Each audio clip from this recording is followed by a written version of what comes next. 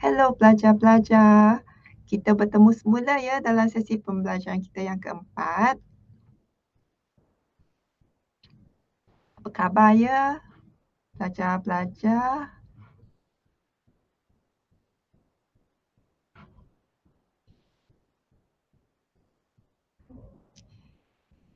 Okey, harap semua sihat ya hari ini.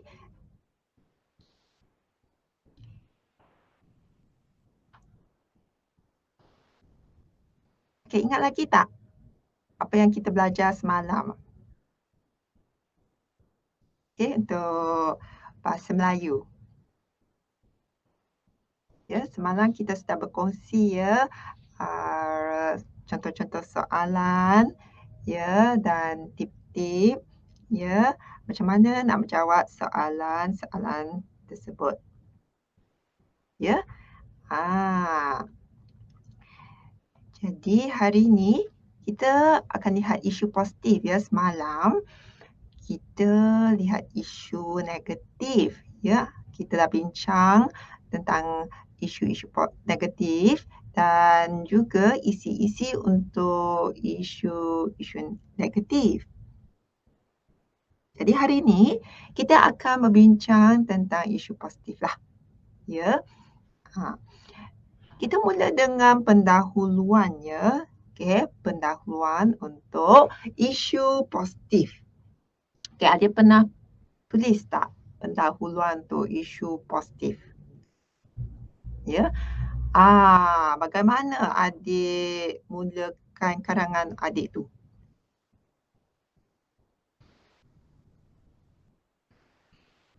Okey, ini satu caranya ya. Contoh pendahuluan yang akan kita kongsilah. Ya, contoh, okey, macam mana kita nak mula karangan kita, okey? Jadi kita menekankan permulaan karangan kita mesti mula dengan pendahuluan dulu kan? Jadi apa kita nak tulis dalam pendahuluan tu isu positif? Okey, salah satu daripada contoh kita ada kat depan ni dalam era dunia tanpa sempadan hari ini, okey, isu apa? Ya, kadang-kadang isu semasa tu, okey, dia akan tuliskan dalam kertas soalan peperiksaan. Jadi kita baca, lepas tu kita garis apa isu tu, lepas tu kita tulislah ya dalam jawapan kita. Okey, isu apa. Okey, kerap kali terpampang di dada-dada akhbar. Okey, jadi salah satu daripada sebab kalau isu tu sering dibincang, biasanya dia akan terpampang di dada-dada akhbar kan, menjadi buah mulut orang. Ya. Jadi kita boleh mula dengan ah, cara beginilah ya. Atau mungkin isu ni kerap kali tersiar dalam media elektronik ke, okey, media sosial ke, okey, atau menjadi perbualan orang ramai. Okey.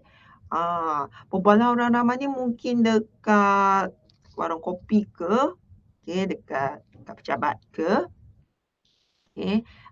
Jadi kita boleh huraikanlah. Ah, Kalau menjadi perbualan orang ramai tu, dia akan mendapat perhatian oleh pemimpin masyarakat. Jadi kita bolehlah tanya, buat persoalannya, apakah kepentingan isu ini kepada kita? Ya. Dan apakah langkah yang harus dilakukan atau usaha yang patut kita berikan? Okey.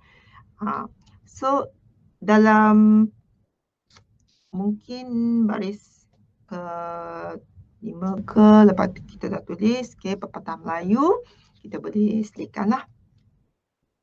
Jadi contohnya kita boleh tulis pepatah Melayu ada menyatakan bagi satu pepatah Melayu yang sesuai. Ya.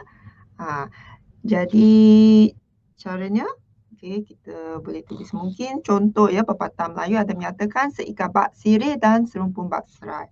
Lepas tu kita boleh huraikanlah ini menggambarkan apa dia. Ini satu contohlah ya nak tulis pendahuluan. Okey, lepas tu kita akan jelaskanlah isi-isi kita dalam huraian dan penggayaan berikutnya. Ya. Ah, ada tak adik-adik guna teknik macam ni? Okey. Pendahuluan tu ada juga ya, beberapa teknik, ya, salah satu daripadanya lah. Ah, jadi lepas tu kita bincanglah isi-isi, ya, yang penting. Ya, isi yang penting dulu, lepas tu kita tulis isi yang lain tu. Okey. Jadi contoh isu positif, okey, kita ada senaraikan kat sini, ya, seperti kepentingan pendidikan kepada rakyat dan negara. Jadi semalam kita lihat isu negatif, ya, macam pembuangan bayi contohnya, ya, yang tu isu negatif, ya. Sebab tak sepatutnya berlakulah. Okey. Contoh isu yang positif, okey, katakan pendidikan. Pendidikan tu penting kan untuk rakyat dan negara, jadi ia sesuatu yang positif. Betul tak? Okey. Industri makanan tradisional penting tak untuk negara? So kalau dia penting, okey, jadi positif. Sesuatu yang positif untuk negara. Okey. Jadi contoh-contoh karangan dia boleh mungkin negatif ataupun positif. Okey. Jadi industri makanan tradisional ni dia banyak datang kebaikanlah kepada negara, ya. Biasanya kan dekat di kawasan pinggir bandar kan, biasanya ada kilang-kilang, nampak tak? Mereka dirikan kilang-kilang pemprosesan makanan tradisional. Mungkin masa balik kampung tu, ada nampak tak, kilang-kilang pemprosesan ni, okey, dia macam, uh, kita boleh kata, mungkin berkembang ke atau tumbuh macam cendawan ke selepas hujan, kan, dekat pinggir bandar dia kos dia lebih rendah kan. Jadi mereka boleh dirikanlah kilang-kilang ni untuk memproses makanan tradisional. Ya. Jadi sebenarnya makanan tradisional ni dia boleh menaikkan taraf hidup orang. Ya, sebagai satu sumber pendapatan. Kalau sumber pendapatan untuk penduduk, okey, jadi penting untuk negara. Okey. Dengan kilang-kilang ni, bila ada kilang, ada peluang pekerjaan tak? Bila mereka dirikan kilang, ya, jadi kita kena kaitkanlah, okey, katakan kita nak buat pendahuluan, kita boleh kaitkan, ya, kalau ada kilang tu, peluang pekerjaan akan bertambah. Okey. Jadi ia dapat mewujudkan hasil lah. Hasil-hasil ni bila ada peluang pekerjaan, orang akan bekerja kat situ. Ya, lepas tu hasil yang didapati itu kita boleh eksport. Okey, makanan tradisional ni bukan saja kita makan, kita boleh eksport ke luar negara. Jadi sebab tu merupakan satu sumber pendapatan untuk negara. Ya, jadi kita boleh huraikan macam itulah. Boleh tak adik-adik? Adik-adik rasa industri makanan tradisional ni penting tak? Pernah tak baca apa-apa karangan tentang makanan tradisional ni? Atau usaha-usaha juga, ya, untuk mengekalkan industri ni. Jadi kalau ada tu bagus, ya. Rajin membaca. Ya, jadi sebagai sumber pendapatan untuk negara, ada peluang pekerjaan. Jadi ni semua benda yang positif. Kesan yang positif. Betul tak? Kan untuk negara membangunkan ekonomi. Ya. Jadi kalau makanan tradisional ni kita ekspor ke luar negara, okey, jadi sistem pengangkutan tu kita bolehlah kita gunalah, okey. Kalau mungkin you boleh macam galakkan orang kerja dekat situ, ya. Kalau banyak kilang tu, banyak peluang pekerjaan, uh, ia akan menarik perhatian orang, okey, dan orang akan menetap di situ sebab ada banyak pekerjaan. Okey? Jadi dia punya sistem keangkutan pun lebih baguslah, kan? Biasanya orang akan uh, kalau macam dekat bandar tu banyak peluang pekerjaan kan. Jadi orang akan tertarik untuk pergi ke bandar tu sebab dia nak cari kerja. Ya, samalah kalau tempat katakan tempat tu banyak kilang, pemprosesan makanan tradisional, orang akan tertarik pergi ke situ juga, kan? Sebab mereka kata uh, mungkin di mana ada gula, di mana ada gula, kalau ada gula tu ada apa? Di mana ada gula, ha, betul, pandai pun adik ni.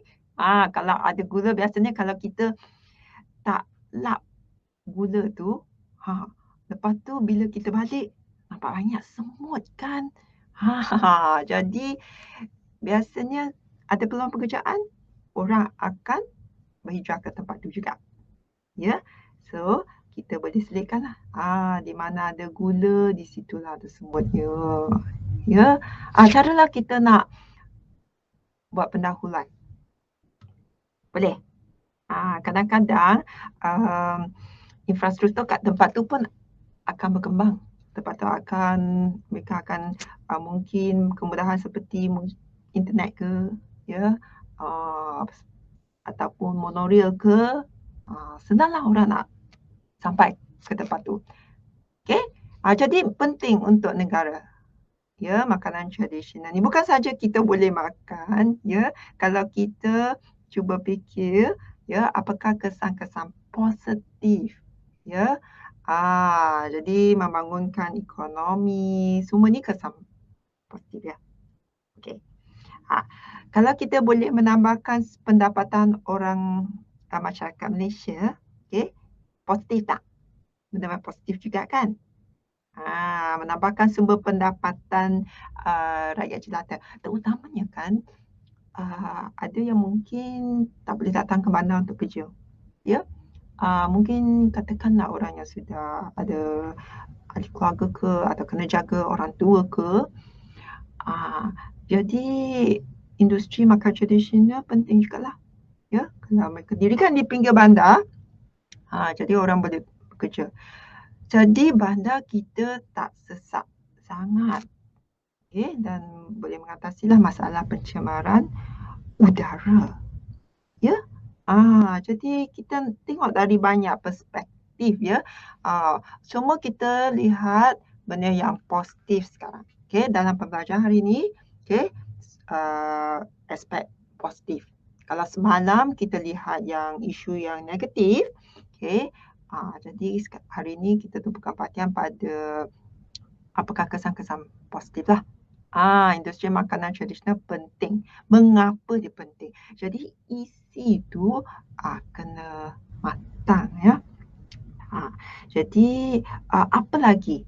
Kalau kita lihat daripada perspektif lain, makanan tradisional ni mengapa dia penting untuk negara? Okey, selain daripada sumber pendapatan, boleh membangunkan ekonomi, adik rasa mengapa dia penting? Industri makanan tradisional.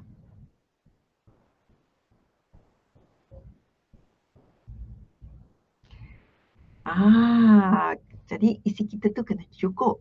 Kita dah ada satu, dah ada dua tadi kan. Apa lagi? Jadi adik boleh ingat tak? Kalau adik pernah baca karangan jenis ni, apa lagi isi untuk kita letak dalam karangan ni? Takkan satu kan? Bukan satu saja. Kita kata penting. Dari segi apa? Penting dari segi perpaduan tak? Boleh mengekalkan silaturahim tak? Ah, Cuba adik fikir dari perspektif ni. Mampu tak ia memupuk perpaduan? Okay, macam mana kita nak kaitkan? Macam mana kita nak huraikan? Okay. Jadi kita cuba fikirlah dari beberapa aspek ya.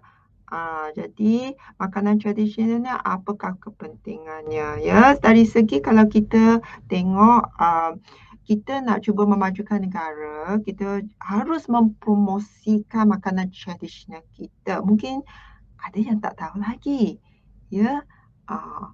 Jadi langkah-langkah sebenarnya harus diambil lah. Kan makanan tradisional kita ni diorang katalah kalau tak kenal maka tak cinta. Kalau tak tahu pun makanan tradisional kita macam mana diorang nak beli. Ya. Jadi kalau kita promosikan apa yang kita ada ke seluruh pelosok dunia, jadi kita punya jualan tu okey, jumlah ekspor kita akan meningkat. Ya. Jadi baguslah untuk rakyat juga ya. Peluang pekerjaan pun lebih, betul tak? Jadi rakyat yang berbilang kaum pun boleh bersertalah dalam kalau nak cari kerja tu kilang-kilang ya. Semua boleh bekerja bersama-sama. Ya. Jadi boleh mengeratkanlah perpaduannya. Okey, jadi banyaklah kepentingannya. Adik rasa ada lagi tak? Selain apa yang dibincangkan. Okey. Jadi dalam perbincangan kita ni adik boleh tulis ya. Cuba tulis nota sedikit. So bila buat ulang kaji untuk peperiksaan nanti sudah ada isi. Tak payah fikir balik lah. Jadi kita tulis isi yang pertama, kita nak tulis apa, huraian. Okey. Tulis sedikit lah. Tulis mungkin catat sedikit nota ya. Senang nanti. Tak payah buang masa untuk nanti kena cari balik apa isi tu. Okey. Alright. Jadi ada apa-apa soalan tak buat sementara ni? Okay.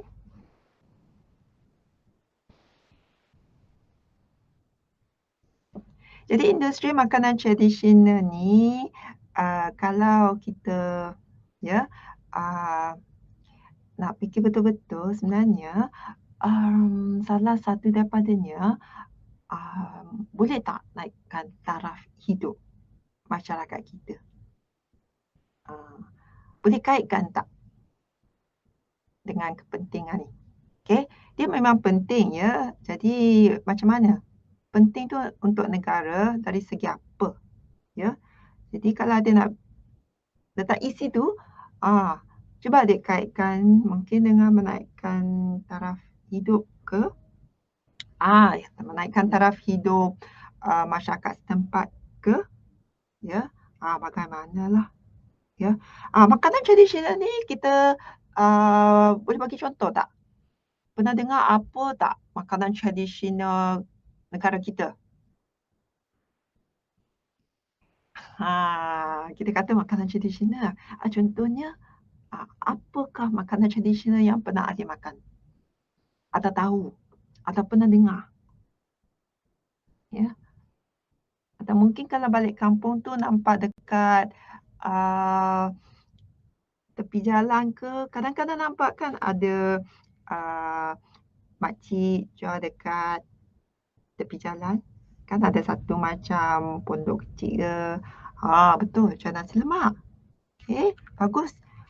Adik perasan pun ya. Kadang-kadang nampak keropok. Bila balik kampung tu, mungkin masa perayaan, ada pernah tak nampak orang menjual keropok. Bungkusan yang besar-besar tu. Okey. Banyak jenis keropok kan.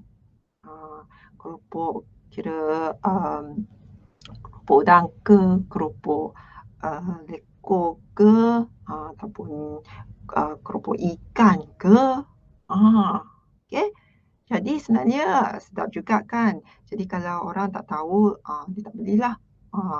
Tapi bila dia cuba tu, sedap juga. Jadi makan tradisional macam keropok kerepek ke, kadang-kadang rangup kan. Jadi sedaplah boleh makan-makan sedap. Ya, dan bila makan sekali, nak lagi. Ya, jadi makanan tradisional ni sebenarnya pihak kerajaan dia menggalakkanlah industri kecil untuk memajukan makanan tradisional ni.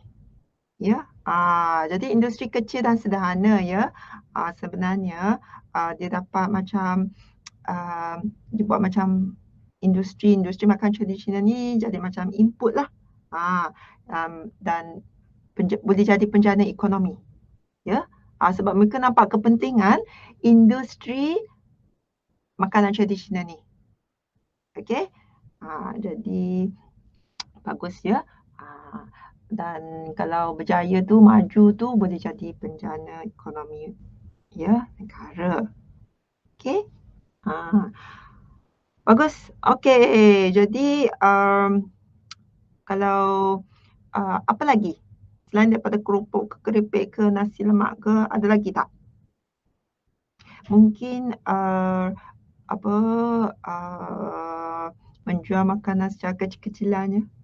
Okey, untuk menyara keluarga. Kadang-kadang nampak tak makcik-makcik, ya, mereka sebenarnya nak menyara hidup keluarga ya. Menjaga rumah tangga sekali dengan dapat sedikit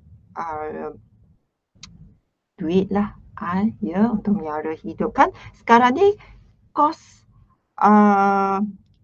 sekarang ni apa pun harga dia naik kan. Jadi mungkin kita boleh memajukan industri tradisional ni. Okey. Industri makanan tradisional ni. Ya. Sebagai satu sumber pendapatan untuk masyarakat. Ya. Okey. Bagus. Okey. Jadi adik dah tahu kan apa industri makanan tradisional ya dan kepentingannya. Ada lagi tak? Selain pada tu. Sebab lepas tu kita nak buat penutup dah. Industri makanan tradisional kita kata penting. Jadi isi tu kena cukup ya. Apa lagi? Ada tak? Apa isi yang kita boleh tulis? Okey.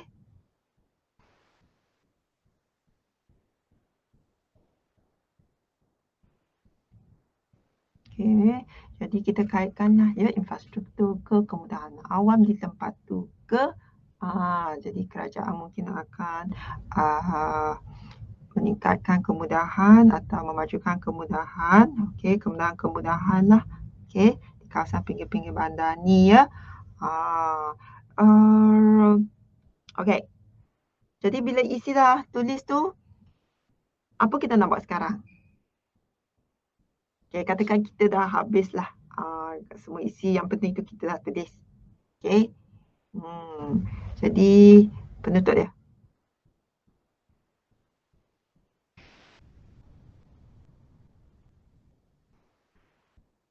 Sebenarnya adik tahu tak? Malaysia ni kan boleh kira dia ada boleh pernah dengar tak? Malaysia sebenarnya suka makanan tau. Okey. Dalam konteks ni kan kita cakap pasal makanan. Ya. Tahu tak adik? Sebenarnya Malaysia ni terkenal lah dengan nama timalnya. Okey. Syurga makanan. Kenapa?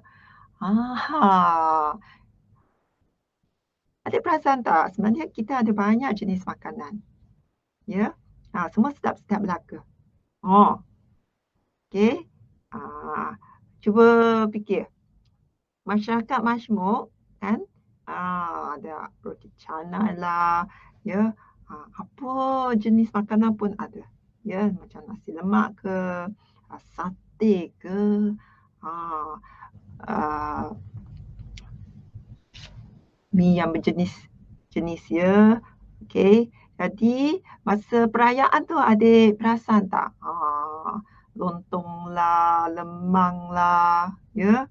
Jadi banyaklah ya pelbagai jenis makanan yang kita ada. Jadi kita terkenallah dengan nama timang kita syurga makanan. Okey. Jadi macam mana nak buat penutup? Nak mengakhiri karangan jenis macam ni. Untuk isu positif ni, industri makanan tradisional penting untuk negara. Jadi, okey, kita dah tulis pepatah, kita dah tulis peribahasa, ya.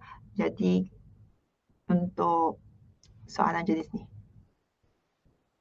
Cuba adik fikir. Mungkin dalam satu perenggan ke? Okey.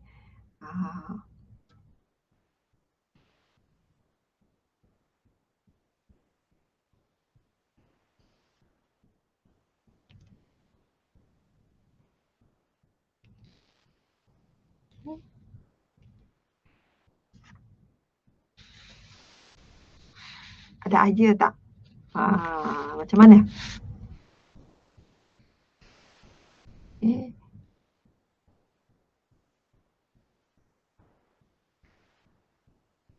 So, kita kena kaitkanlah ya kepentingannya industri makanan tradisional macam manalah dia penting untuk negara. Okey. Jadi harap-harap industri makanan tradisional dapat memajukanlah ekonomi negara kita, okey, dan membangunkan bangsa dan negara, ya. So negara maju semua kita pun gembiralah, kan? Jadi ada peranannya, okey, industri makanan tradisional ni, ya, ada potensi ya. Jadi jangan lupa. Okey, jadi contohlah cara kita nak buat karangan ya. Dan macam mana kita nak serikan. Okey. Peribahasa ke ungkapan. Okey. Contoh lain pula. Okey, isu positif termasuk amalan gaya hidup sihat. Ya, nampak tak semua positif, okey, dalam karangan ni, okey. Amalan gaya hidup sihat ataupun tentang keluarga bahagia, salah satu daripada contoh soalan lah. Berkaitan dengan isu positif ataupun kebaikan amalan menabung. Ya. Amalan menabung ni sebenarnya ada tak simpan duit? Okey. Kalau lepas perayaan katakan dapat duit raya ke ataupun dapat angpau ke, adik ada simpan duit atau adik akan guna duit raya tu, angpau yang adik dapat tu?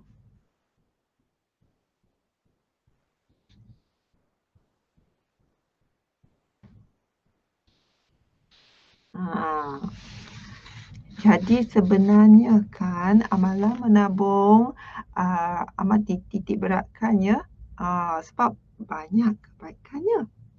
Ya. Sejak kecil lagi, ya, amalan menabung ni harus disemailah. Ya. Kita kalau menentu bulu bialah dari rebungnya, ya. Sejak kecil lagi mereka budak-budak ni harus beri pendidikan lah, ya, kepentingan menabung, ya. Jadi kalau lama-lama, kalau kita simpan, sedikit-sedikit, mungkin 10 sen ke 20 sen ke bila kecil kan, atau RM1 ke RM2, lama-lama dia akan jadi banyak, ya. Jadi bila kita besar nanti dalam kita punya kita simpan duit dekat bank kan. Jadi banyak duit lah dalam bank nanti. Ya, kalau kita langsung tak simpan duit, bila kita besar nanti, bila kita mula kerja nampak tak ada duit langsung. Ya, kalau nak beli kereta pun kena pinjam. Ya, pinjam daripada apa ke, kena minta daripada bapa ke kan. Kalau kita simpan duit, amalan menabung kita simpan, kita ada sedikit duit. Jadi bila kita nak beli kereta ke atau nak beli rumah ke, kita ada duit tu, ulang tu kan. Jadi banyak gunanya lah. Kita masih sediakan payung sebelum hujan. Sebab kalau kita pinjam, kadang-kadang kita pinjam katakan dari bank ke, bila kita terdesak nak duit ke, ada faedahnya. Ya, jadi kalau boleh tu kita kena berhati-hatilah. Ya, faedah tinggi tu nak susah lah kita nak bayar ya, untuk kalau perpanjangan tu kita kena bayar banyak faedah lah ya. Jadi amalan menabung ni kalau nanti kita perlu duit, kita boleh ambil daripada bank. Okey, jadi kita harus memudayakanlah amalan menabung ni. Ya, kebaikan amalan menabung. Jadi dipositifkan amalan menabung. Ya. Okey. Kalau tekan karangan macam ni, contoh soalan, okey. Dalam pendahuluan tu adik rasa adik akan tulis apa? Kebaikan amalan menabung dalam kalangan remaja. Kita cuba rancanglah ya, ambil kertas, kita rancang, kita boleh bincang sama-sama. Lepas tu adik boleh cuba menulis ya bila ada masa nanti. Ya. Okey. So, kebaikan amalan menabung. Jadi, pendahuluan dia.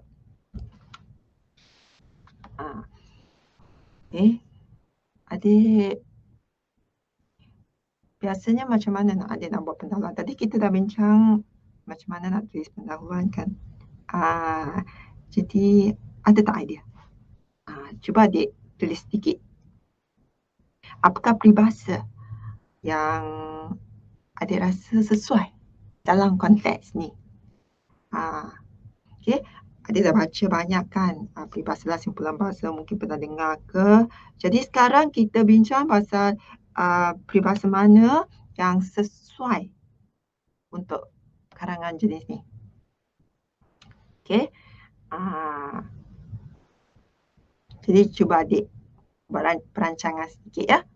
Isi penutup, apakah isi-isi yang penting? Ya, mengapa kita kata baik? Memang ada kebaikannya. Apakah kebaikannya?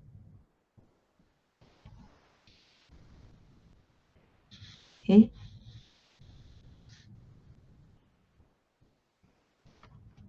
So, amalan menabung ni kita harus membudayakan amalan menabungnya. Jadi macam mana kita nak menyokong kenyataan ini?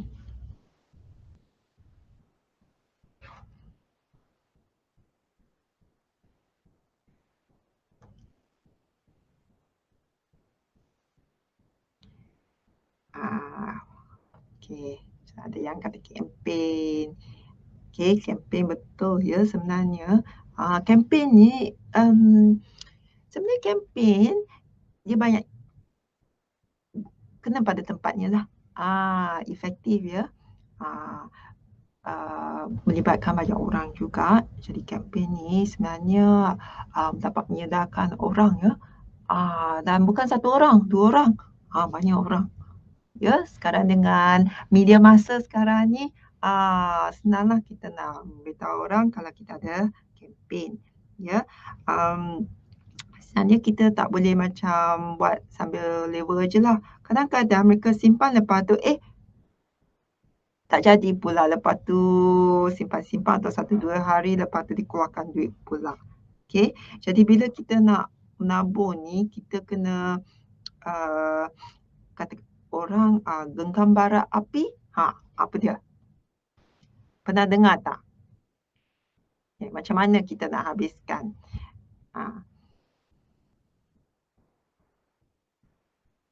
genggam bara api, buat jangan separuh jalan je, ya. Simpan tu 2, 3 hari, lepas tu tak simpan dah. Tahun depan tak ada menabung lagi. Okey. Jadi kita kena buat sampai jadi arang lah, ya. Sampai dia berjaya. Okey, katakan kita baca buku tu, kita kena memastikan, okey, tabiat tu kita kekalkan sampai penghujung, ya. Jangan buat separuh jalan lepas tu, dah putus asa. Okey? Jadi samalah amalan menabung ni, ya. Ah, Apa lagi kita boleh tulis dalam karangan ni? Okey, jadi permulaan dia kita boleh letak, ya, ah, idea tu. Okey, lepas tu nak tulis apa lagi, ya? Sebelum kita masuk isi.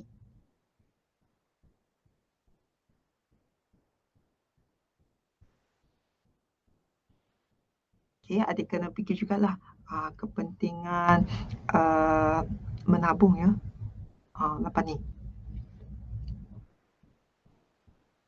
Okey. Okey, pernah tak adik dengar, melepaskan batuk di tangga? Okey. Jadi, amalan menabung ni, ya, adik harus, semaikanlah, ya. Sampai, bila kita tua pun kita harus menabung, ya. Sebab banyak kebaikan. Kebaikan pertama, isi penting. Isi penting untuk karangan ni. Adik ada menabung kan? Ada simpan duit? Tak, ada kan? Okey. Apakah kebaikan yang adik boleh peroleh daripada menabung?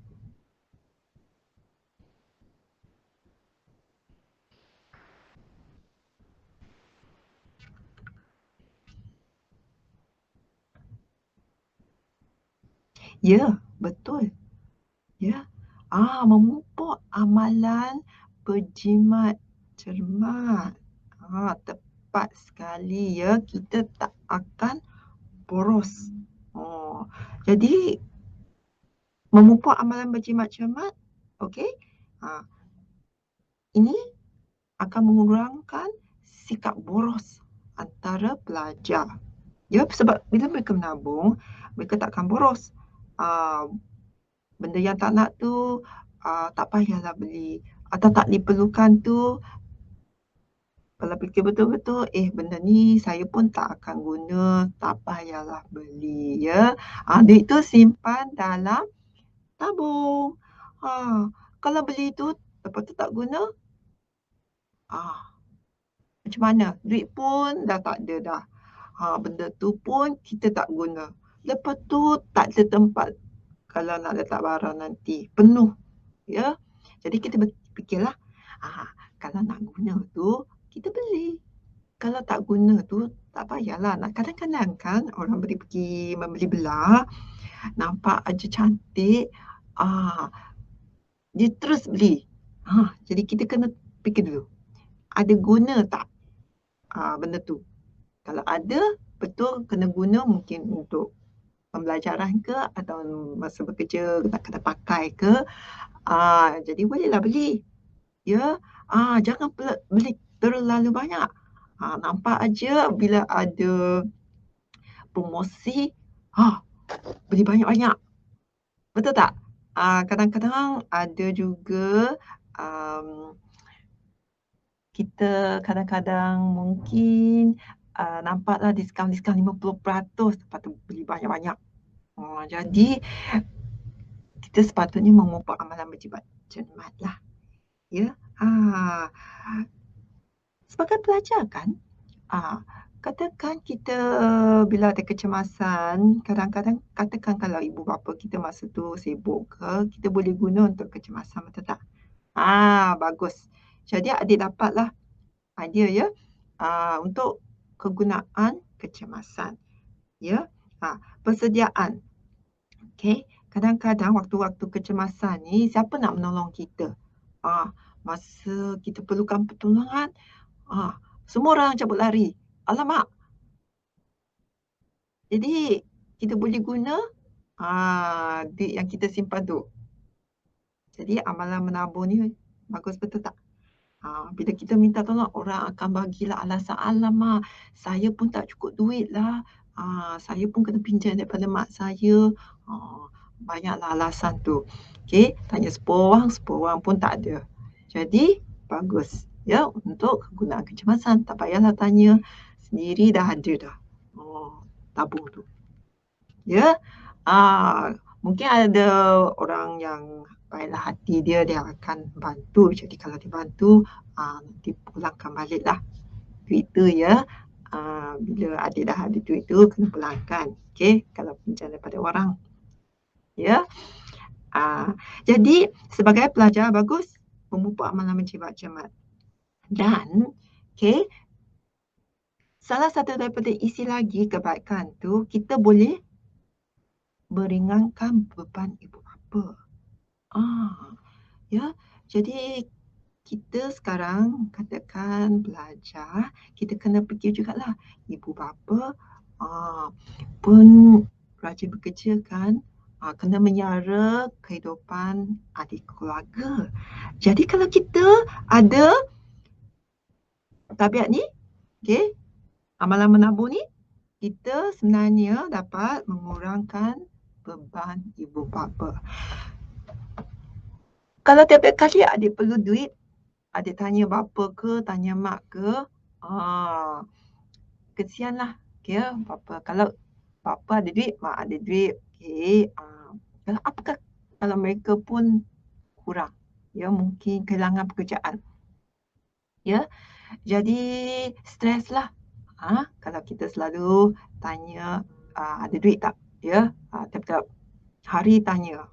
Ya, minta duit, nak beli ni, nak beli tu. Ya, jadi kita cuba mengurangkan beban ibu bapa sebab kita sekarang ni dah besar kan. Adik sekarang ni lebih kurang 17 tahun, 18 tahun kan. Dah besar. Jadi kita kena fikirlah ya, macam mana kita nak cuba mengurangkan beban ibu bapa. Ya, kadang-kadang lepas peperiksaan SPM ada yang sementara tak tahu nak buat apa, ya sementara menunggu keputusan ataupun sebelum semester baru bermula dekat institusi pengajian tinggi, jangan buang masa. Ya, cuba carilah. Ya, mungkin ada caranya untuk menabung. Ada kan langkah-langkah? Bagus untuk adik-adik juga ya. Adik-adik kalau dapat mungkin cari pekerjaan ke, sementara ke, adik boleh belajar juga. Ya, ataupun mungkin adik nak cuba untuk belajar memandu ke, supaya dapat berdikari ke. Jadi amalan menabung ni adik kalau ada simpan duit, adik pun boleh guna duit tu untuk belajar memandu ke. Sebab kan bila kerja nanti adik kena pandu kereta kan. Kalau nak guna pengangkutan awam tu kadang-kadang kena tunggu lama ya. Jadi terpulanglah. Lebih baik tahu daripada tak tahu memandu kereta. Ya, kalau nak mandu pun boleh, tak nak mandu pun boleh. Jadi kebaikan amalan menabung ni banyak. Ya. Berjimat amalan baik. Jadi positif. Ya, kadang-kadang bila kita nak beli, katakan nak beli rumah. Okey. Kan adik dah besar, lepas tu mungkin satu hari nanti adik nak berdikari, adik nak tempat adik sendiri. Kan. Jadi tak nak berkongsi ke atau adik nak ya beli rumah mungkin untuk menyewa kepada orang untuk dapat pendapatan. Pendapatan tu adik boleh simpan. Ada beli rumah, ya, kadang-kadang mungkin untuk tinggal. Kadang-kadang kita boleh menyewa. Kita sewa kepada orang. Lepas tu duit tu tiap-tiap bulan kita dapatkan. Ya. Lama kelamaan dapat rumah percuma lah. Orang bayar sewa. Okey. Jadi kita boleh simpan duit dalam tabung. Ya, amalan menabung. Ya. Jadi memanglah amalan yang baik ya. Jadi kita kena buat persediaan lah. Jadi adik-adik lepas SPM ni ada rancangan tak untuk nak buat apa lepas peperiksaan SPM? Katakan adik nak melanjutkan pelajaran. Perlu duit tak?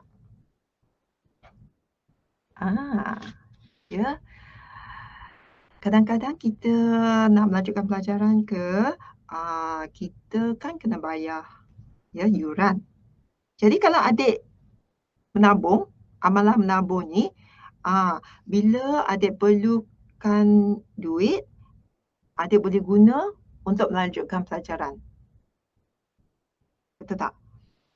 Katakan ibu bapa tak ada duit. Jadi kalau adik sudah menabung sejak kecil lagi, boleh guna untuk bayar yuran pertama. Ya, semester pertama. Jadi lepas tu mungkin adik nak cuba uruskan pinjam PTPTN ke apa ke, tapi mula-mulanya mungkin kena bayar sendiri dululah kan. Jadi kalau adik ada menabung, adik adalah duit untuk bayar yuran semester pertama. Ya, tak apa kalau belum mula, mula daripada mula hari ini juga menabung. Sedikit-sedikit katakan adik ada dapat ampau ke apa ke, nanti duit raya nanti adik simpanlah. Ya. Jadi sebenarnya kita belajar kebaikan amalan menabung ni bukan saja untuk karangan lah. Karangan tu penting juga. Okey. Untuk adik jugalah. Ya. Untuk masa depan adik. Okey, jadi kita tak boleh melepaskan batuk di tangga ya. Jangan simpan-simpan lepas tu lupa ya. Lepas tu nampak kawan, belanja kawan minum, makan. Pergi berkelah, habis duit tu. Okey, boleh. Belanja sedikit boleh tapi simpan juga. Mungkin dalam 100% tu simpan 50% ke 60% daripada apa yang adik ada. Ya, kebaikan amalan menabung. Untuk bila dah tua tu nanti mungkin tak kerja ke? Okey, katakan mungkin 60, 70 tahun. Kalau tak menabung tu nanti nak makan apa ya? Jadi bila orang dah 70 tahun, 80 tahun, kalau sejak kecil, okey, dia ada menabung, senanglah kehidupan dia nanti. Betul tak? Okey, jadi banyak kebaikan amalan menabung. Okey, antaranya mengurangkan beban ibu bapa, ya, menyingkirkan sikap boros belajar, memupuk amalan berjimat cermat, ya, menggunakan wang tabung tu bila ada kecemasan. Kita sebenarnya tak tahu, tak akan berlaku pada kita lah. Apa kecemasan ya. Sebenarnya memang betul ya. Kita tak tahu bila kita tak kadang-kadang benda tu berlaku je kita perlukan duit kecemasan. Mungkin untuk kenderaan kita ke, ya, atau mungkin untuk kadang-kadang ada orang perlukan ada kecemasan untuk bayar kos perubatan ke. Jadi ya, kita mesti mengamalkan gaya hidup yang sihat lah. Ya. Jadi apa lagi? Okey. Kebaikan amalan menabung ya. Adik boleh fikir tak? Okey, jadi kempen-kempen ni semua kita harus menekankan kebaikan amalan menabung. Ya, ada langkah-langkahnya lah. Kadang-kadang uh, ada kempen, lepas tu mungkin dibagi faedah yang lebih ya kepada para remaja kalau menabung. Okey? Ah, so ada ada apa-apa soalan tak buat sementara ni?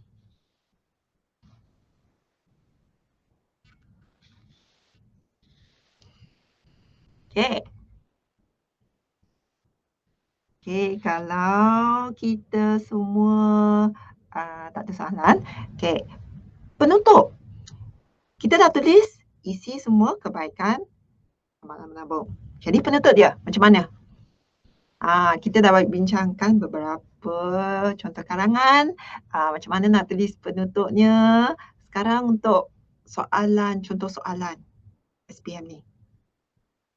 Ah, Penutupnya nak tulis apa ya? Adik akan tulis apa? Okay. Jadi kita kena tegaskanlah. Amalan menabung ni, amalan mulia tak? Macam mana kita nak kaitkan? Dia memang amalan mulia kan. Dia tu banyak faedah. Banyak manfaat. Ya. Ha. Dan jangan lupa ya, ingat tak peribahasa ke, simpulan bahasa ke, ungkapan apa yang sesuai untuk contoh soalan ni. Untuk soalan berkaitan dengan amalan menabung.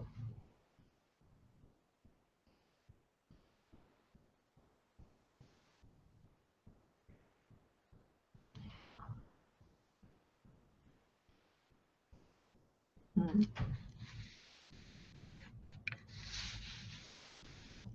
Jadi setiap soalan tu boleh guna peribahasa yang berlainan ya. Kena tengoklah soalan apa tu. Ya. Jadi kita guna mungkin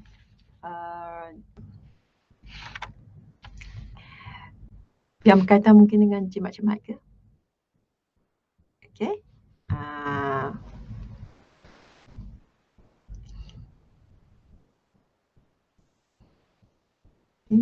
Jadi kebaikan amalan menabung ni, okey, dia boleh kaitkanlah ya dengan tabiat jimat-jimat. Okey. Ada apa-apa cadangan yang lain tak?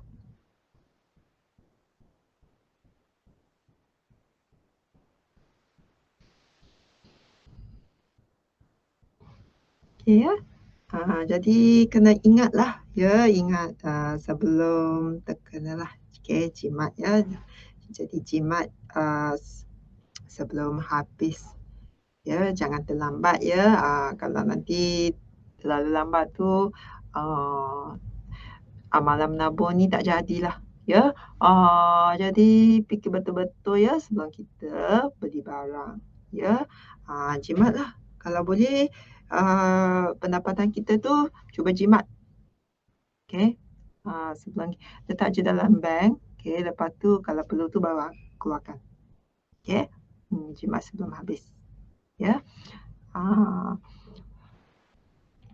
Jadi boleh tak adik-adik? Adik-adik nanti lepas sesi pembelajaran kita ada boleh cuba ya tulis karangan.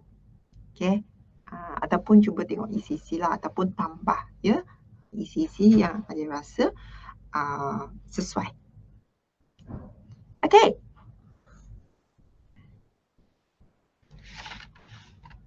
Jadi kita sebenarnya banyak soalannya. Soalannya okey, kepentingan pendidikan, kebaikan amalan menabung, ya, apa lagi?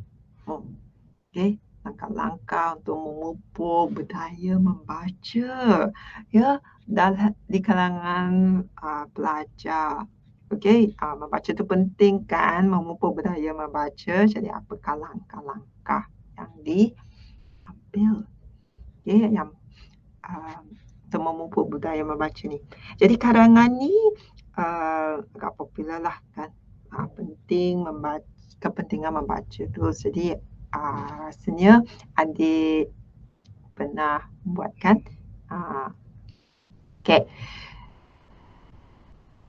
Selain itu, peranan pihak berkuasa untuk memajukan sektor pertanian pun satu contoh ya, contoh soalan berkaitan dengan isu positif. Okey. Jadi banyak soalan ya. Contoh-contoh soalan. Okey.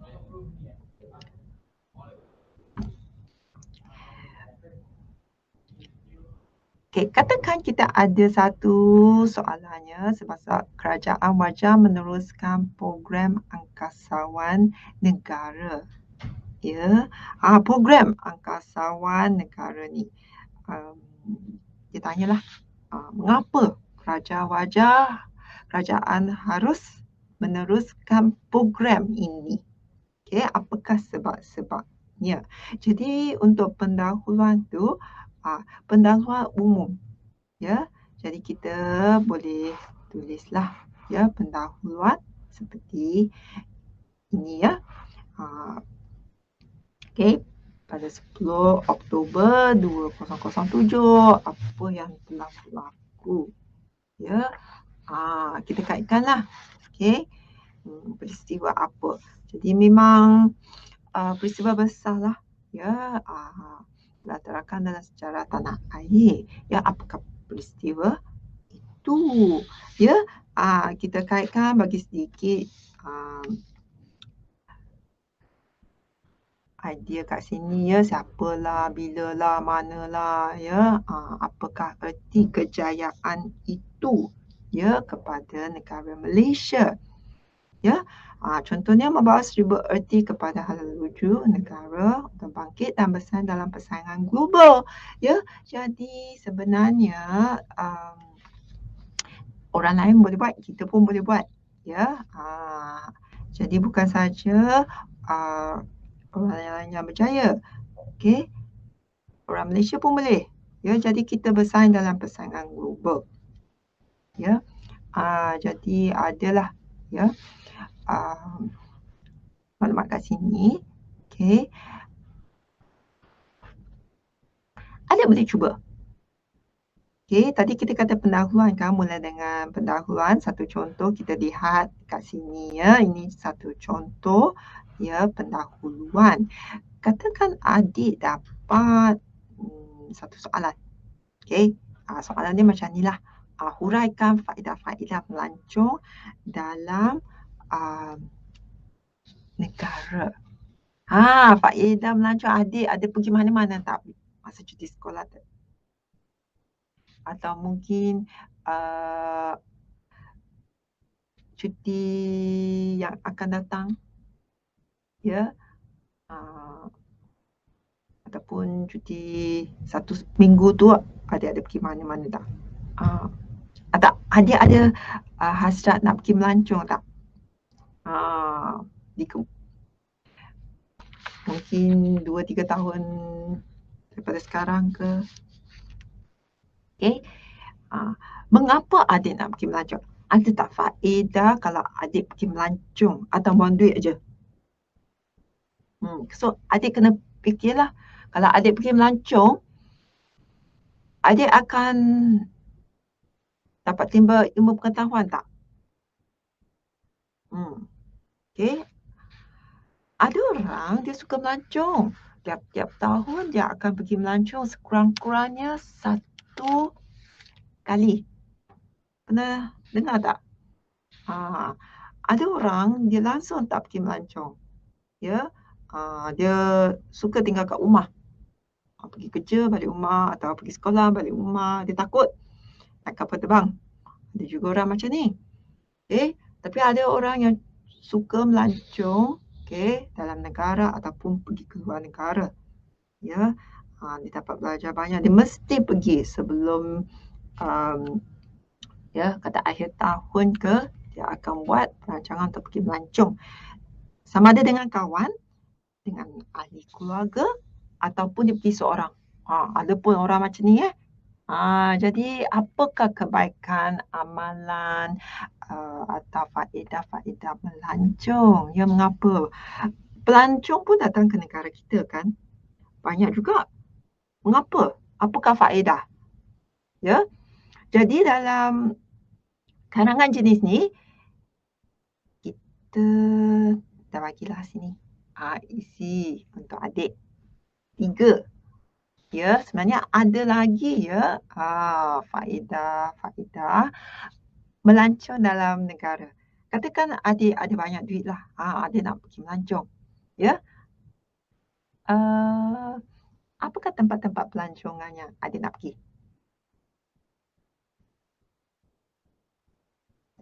Apakah satu tempat yang adik rasa adik betul-betul nak pergi kalau boleh?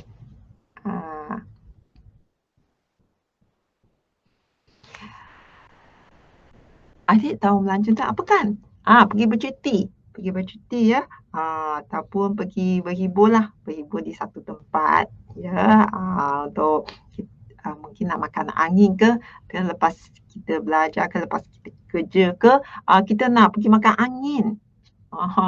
Okey. Ataupun lepas bekerja ke atau belajar ke. Kita nak cuba menenangkan fikiran. Ya, kadang-kadang orang nak pergi ke mungkin pulau ke atau tempat beranginan ke untuk menenangkan fikiran. Okey. Jadi mereka boleh pergi seorang, mereka boleh pergi dengan kawan, ya, kawan sebaya ke atau kawan yang rapat ke ataupun mereka pergi dengan ahli keluarga atau rakan, ya, rakan mereka. Ya. Jadi pelancongan ni. Okey, faedah-faedah melancong dalam negara. Jadi kita tengok ya. Tempat pelancongan kat Malaysia. Apakah tempat-tempat pelancongan di Malaysia? Okey, yang kita tahu. Jadi kena bagi contoh kan, kita dah bagi definisi kata melancong tu apa. Okey, pendahuluan. Okey, makan angin ke, bercuti ke, berkelah ke, ya. Lepas tu contohnya pulau apa? Tempat pelancongan. Okey, banyak kan? Kita bagilah contoh. Pulau Tioman ke, Pulau Langkawi ke, atau tempat yang ada nak pergilah. Ya, tempat pelancongan. Okey, atau tak nak pulau tu pergi Melaka ke, ya, Cameron ke, ya. Destinasi yang biasa orang pergi. Okey. Jadi atau mungkin kalau nak tengok apa, mungkin orang pergi Pulau Pangkor ke, ya. Ataupun tempat beranginan ke, yang nyaman. Okey, semua boleh ya. Okey. Jadi kita dah bagi contoh. Dah bagi definisi apa, dah bagi contoh. Lepas tu nak tulis apa? Nak membina pendahuluan. Okey. Contoh soalan. Okey, faedah melancong. Jadi pendahuluan kita. Okey. Apa lagi yang kita boleh sertakan?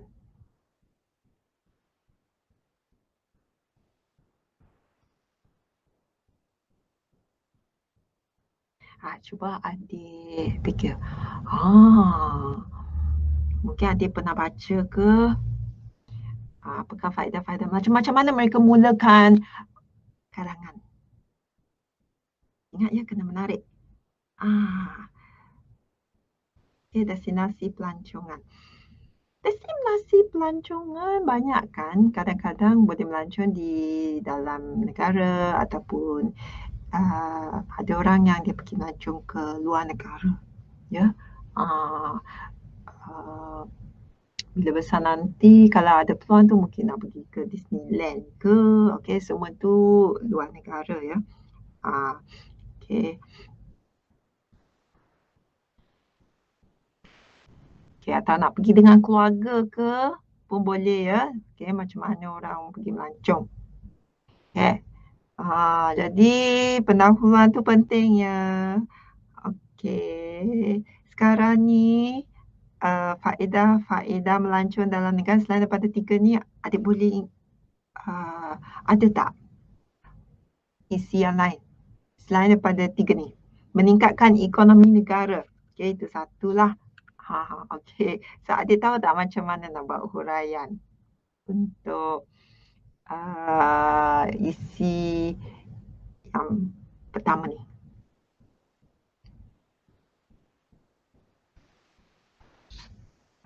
Macam mana nak huraikan? Okey.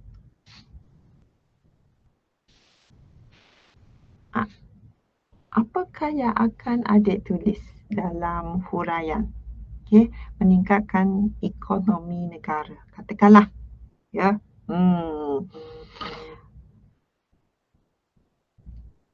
Okey. Meningkatkan ekonomi negara satu tu, menanam semangat patriotik pun satu, kan?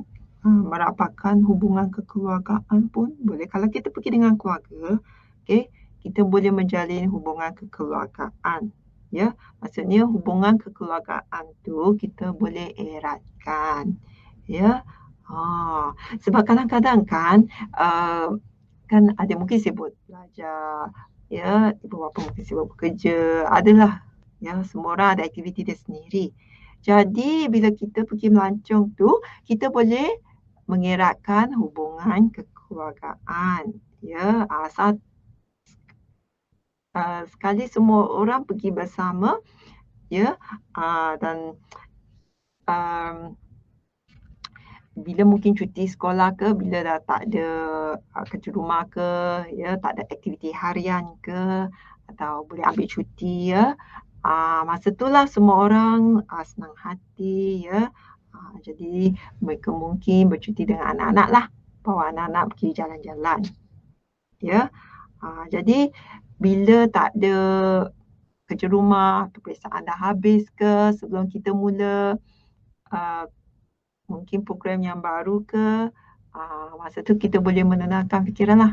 Sebab kalau banyak kerja tu, pergi bercuti tu asyik fikir tentang kerja atau fikir pasal peperiksaan. Betul tak? Okay. Jadi lepas semuanya habis, itu kita boleh pergi melancong. Jadi faedahnya kita boleh menenangkan fikiran. Mungkin adik dah bekerja, ada tak rajin belajar, ya, untuk beberapa tahun ni untuk menghadapi peperiksaan SPM kan, untuk bersedia, ya. Jadi mungkin boleh menenangkan fikiran dengan pergi melancong, ya. Jadi salah satu daripadanya lah. Jadi bila kita pergi dengan ibu bapa, kita bolehlah memahami satu sama lain. Okey? Jadi bila kita memahami satu sama lain, kita fahamlah mengapa dia kata begitu, mengapa dia berkeluarkan begitu, ya. Mungkin untuk kebaikan kita, tapi mungkin cara yang diguna tu lain. Ya, jadi kita boleh fahamlah dengan lebih. Kita boleh berbincang. Ya, sebab semua orang ada masa kan, masa tu tak sibuk dengan aktiviti harian, jadi kita boleh berbincang, ya,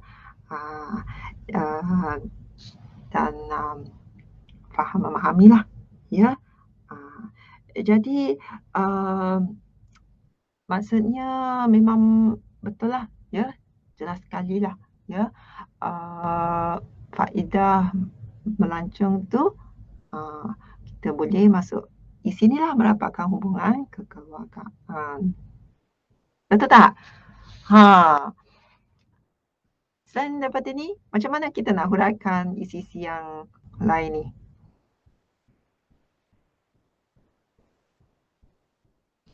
Okey.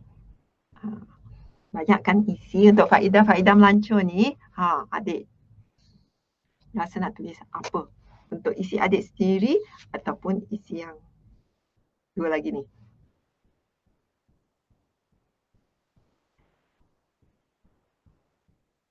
Okey. Cuba adik rancang sedikit. Cuba praktis. Ya. Kena fikir, ya. Jadi masa peperiksaan tu kalau rajin buat latihan, adik selalu buat, selalu fikir, automatic lah. Dia punya isi tu adik boleh buat dengan cepat. Ya, sebab nanti kan kita buat rangka tu, lepas tu kena tulis betul-betul kan. Jadi kita cuba biasakan diri untuk berfikirlah. Okey. Sebenarnya kan kalau kita pergi melancong dengan ibu bapa, okey, kita boleh meningkatkan ekonomi negara lah, ya. Kalau pelancong datang pun bagus juga, ya. Jadi selain itu, ada tak faedah yang lain?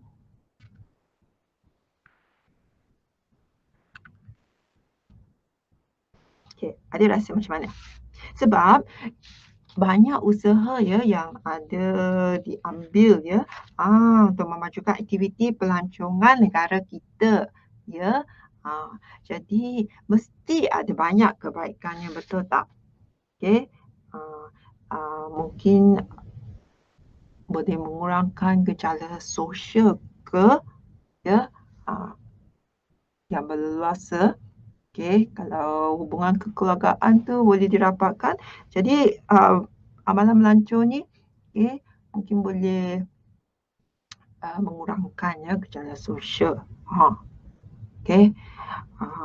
Jadi kena kaitkanlah yang mungkin ibu bapa bawa anak-anak untuk melakukan aktiviti-aktiviti yang berfaedah ke. Okey. Dalam masa cuti sekolah tu mungkin bawa pergi taman. Okey, pergi bawa taman air ke, jadi untuk main-main ya. Jadi anak atau pelajar-pelajar tidak akan terlibat dalam gejala yang sosial lah. Ya. Jadi melancong tu mungkin dalam luar dekat taman atau tempat air. Ya pun sebab budak-budak kecil kan suka kan main dengan air, jadi mungkin satu aktiviti untuk satu keluarga. Kalau ada 2-3 budak-budak kecil ya, kadang-kadang kalau tak bawa mereka pergi bercuti atau melancong, mereka pun tinggal kat rumah ya. Nanti bosanlah kan. Lepas tu mungkin melayari internet ke, laman web ke, tu kan. Jadi mungkin bagi aktiviti untuk mereka, jadi mereka boleh makan gaya hidup yang sihat lah. Boleh bersenam juga, ya, aktif.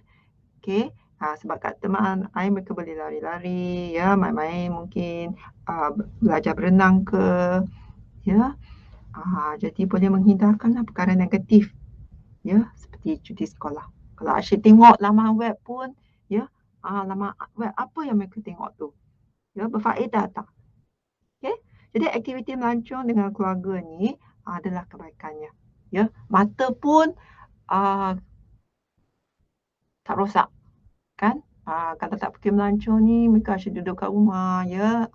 Nanti melancong tu mereka boleh tengok jauh lah. Kan?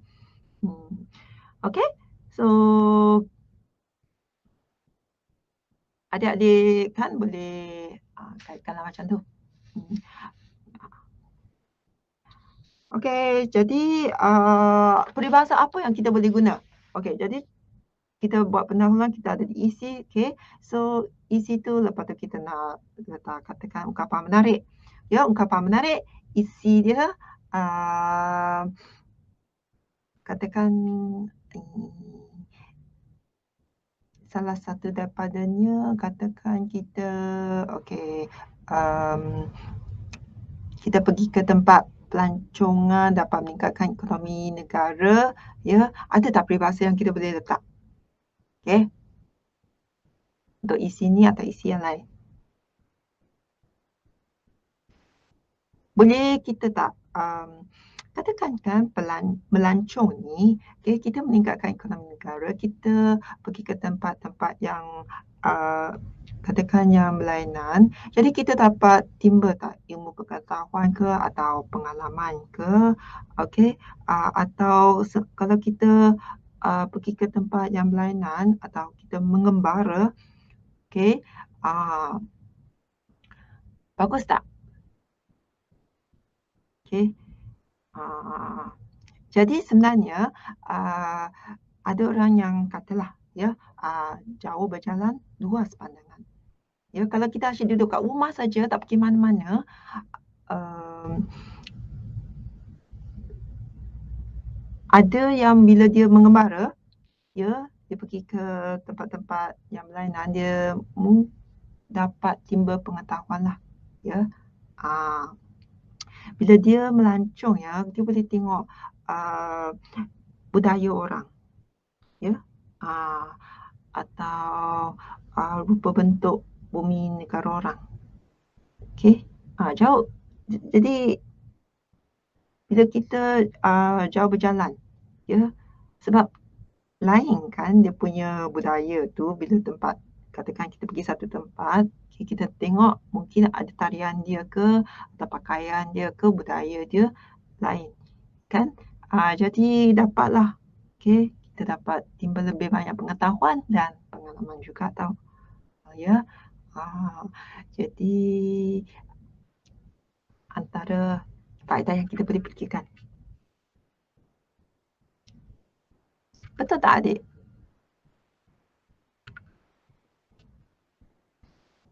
Okey. Jadi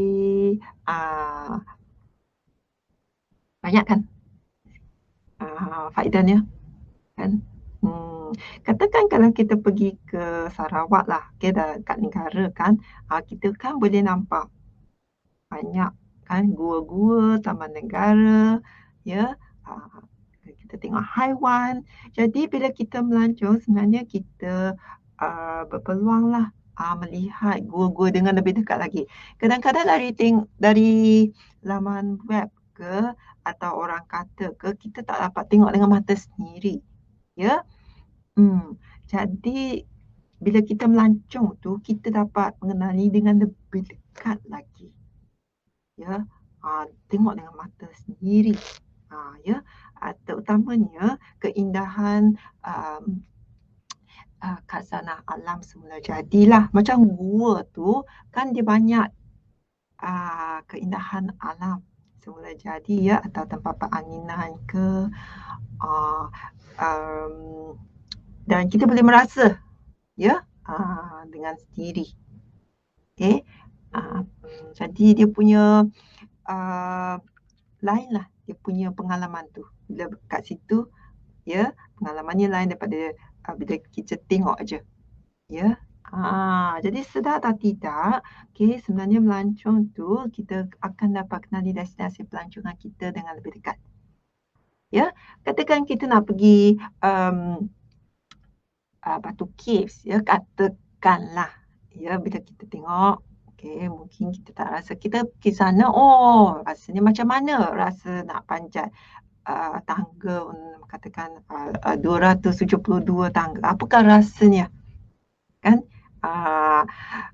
Jadi bagi satu pengalaman, ya, apakah rasa bila kita nak panjat banyak tangga tu. Lepas tu kita sampai kat atas. Okey. Benda-benda macam ni lah. Ya.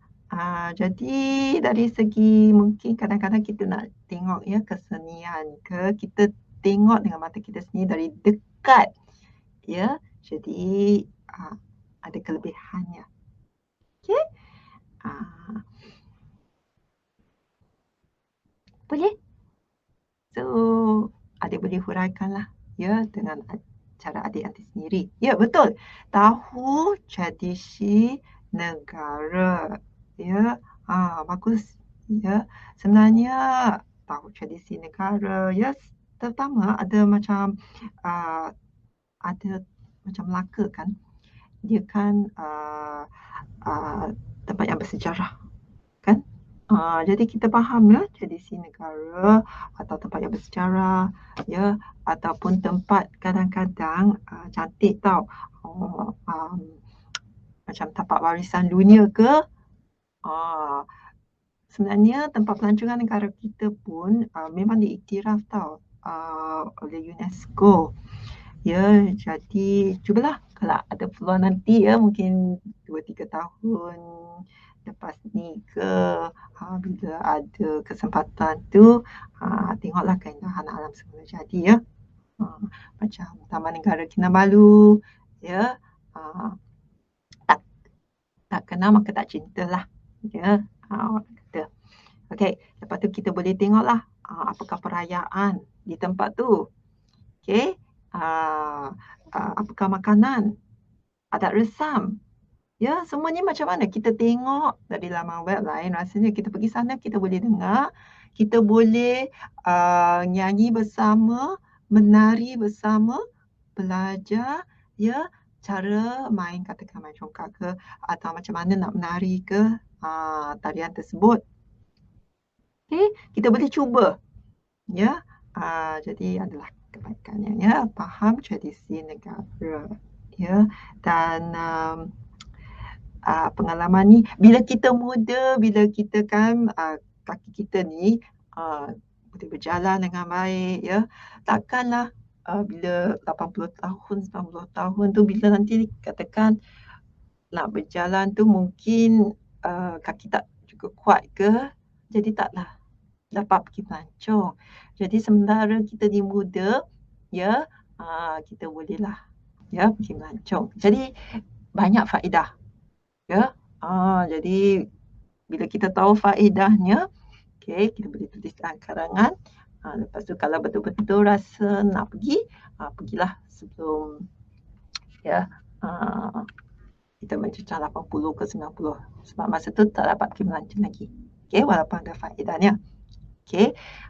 Jadi kita kena sihat, kita kena kuat, kita kena pergi bersukan lah. Ya, jadi bersenam. Jadi, supaya kaki kita kuat, kita boleh berjalan jauh. Ya, jauh berjalan luas pandangan. Okey tak? Baiklah, adik-adik.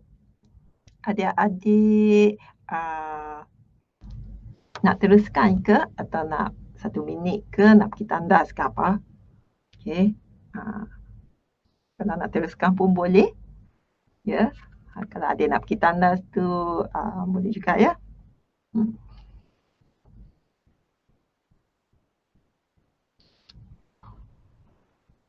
Okey ya. Jadi kepentingan tu banyak ya. Kadang-kadang soalan tu dia boleh tanya faedah ya, faedah melancong. Atau dia boleh juga tanya usaha. Okey. Sekarang kita dah tahu banyak dia faedah melancong ni. Jadi kalau faedah dia banyak, apakah usaha-usaha yang diambil untuk memajukan sektor pelancongan negara kita? Ada tak? Okey. Adik tahu tak apa-apa langkah yang diambil untuk memajukan sektor pelancongan?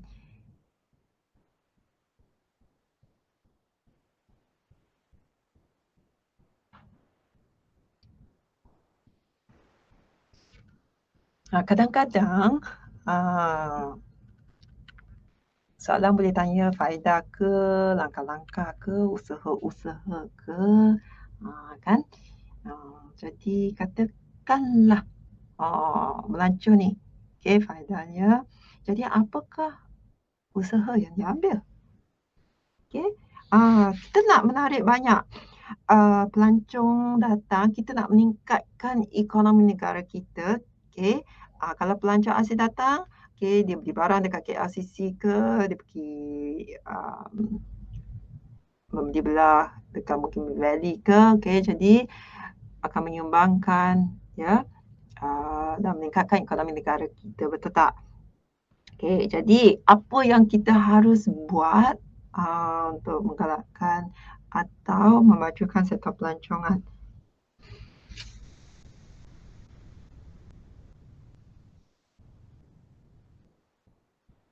Atau cukup saja semua dah memuaskan?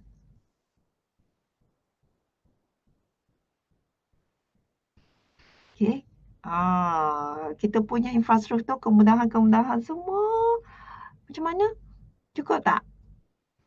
Okey. Katakan pelancong nak pergi destinasi pelancongan, kita katakan nak pergi Pulau Bangkok ke, bagus tak? Kalau kita pergi Pulau Bangkok atau pergi Formosa, kemudahan pengangkutan dan perhubungan okey tak? Sebab mereka akan guna kemudahan kan, nak pergi tandas ke, tandas bersih tak? Okey.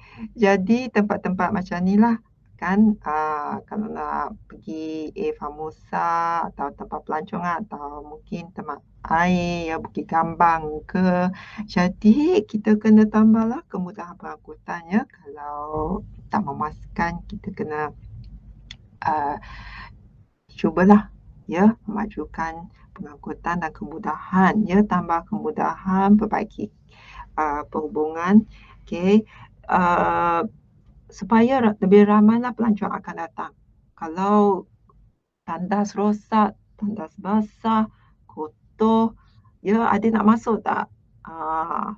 Tandas yang pintu dia rosak lah, tak boleh guna lah, ya. Jadi benda-benda macam ni lah pelancong akan, sebab pelancong bila dia datang kan, lepas tu dia akan beritahu lah dia punya kawan dekat negara masing-masing. Ya, kemudahan pengangkutan dan kemudahan kat situ tu macam ni. Okey. Jadi kalau kita punya perhubungan, ya, kemudahan pengangkutan semua memuaskan, okey, lebih ramai pelancong akan datang. Ya, kalau kita melancong pun rasa gembira kan. So kalau nak pergi tandas pun tak takut lah, kan nak masuk pun rasa macam nak menahan dulu, baru kalau betul-betul nak pergi baru masuk, sebab pintu dia rosak ke atau sangat kotor ke, ya. Okey.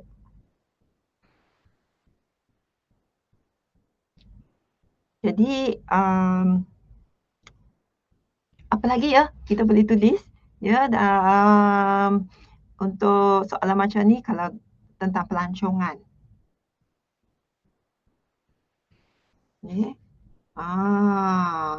Sekarang ni tahu tak, sektor pelancongan ni sebenarnya menyumbangkan banyak duit, ya, kepada pendapatan negara. Adik fikir, ya, lebih kurang adik rasalah, cuba teka agak-agak berapa penyumbangan, sebab kita kata meningkatkan ekonomi negara kan, sektor pelancongan ni lebih kuranglah akan menyumbangkan berapa million atau berapa bilion. Adik tahu tak? Adik dapat teka tak? Teka je. Okey, atau adik pernah baca ke? Penyumbangan. Sebab kita kata penting, ada faedahnya. Apakah lebih kurang berapa? Berapa bilion atau berapa million ke atau berapa ratus ribu ke? Pelancongan. Okey. Dalam 1 tahun lah kita lebih kurang pendapatan untuk negara.